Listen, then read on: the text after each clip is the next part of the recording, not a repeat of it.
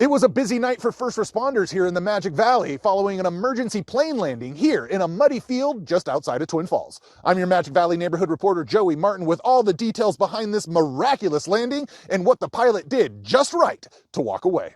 As long as the two guys in that plane are okay, I think that's all that matters today. At a little after 5 p.m. on Tuesday, the Twin Falls County Sheriff's Office responded to an empty field just north of the Magic Valley Regional Airport for a report of a crashed airplane. We learned that two men in a small plane had taken off from Twin Falls, experienced some kind of an engine problem, turned around, and then made a crash landing into a field. According to the Sheriff's Office, Filer pilot Dennis Soljovic and Twin Falls passenger Cameron Evans tried to return to the airport because their small Beechcraft Bonanza plane had a power failure. Knowing a normal landing was impossible, the pilot picked an empty field, avoided many power lines, and belly flopped into the soft, muddy, and almost pillow-like conditions. The pilot really needs to be commended in this case. We found a great place to lay the plane down. In empty fields, nothing was damaged. His plane suffered very minimal damage, so he really did a great job.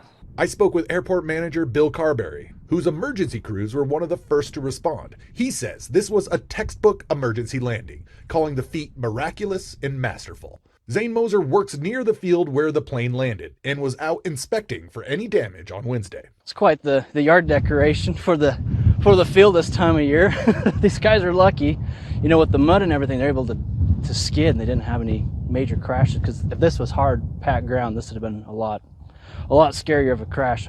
Since there were no injuries and because the pilot and passenger gave full statements, the Twin Falls County Sheriff's Office has closed their investigation and have handed over all evidence to the FAA. Our officers were on the phone with the NTSB as well as the FAA yesterday, so we took pictures, provided everything to them, and they'll follow up, but we're complete at this time. The plane crash in Twin Falls on Tuesday night wasn't the only accident involving a unique form of transportation. Around the exact same time, across the canyon in Jerome County, first responders were called out to the report of a derailed train.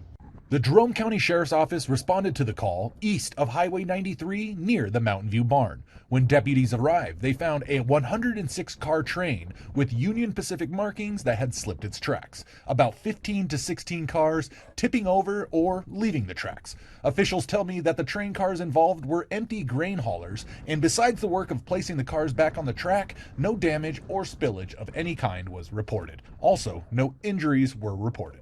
Crews expect to retrack the train as soon as possible, depending on the weather conditions. Idaho News 6 will continue to follow these stories and bring you the latest information once it's made available. Reporting in Twin Falls, I'm your neighborhood reporter Joey Martin, Idaho News 6.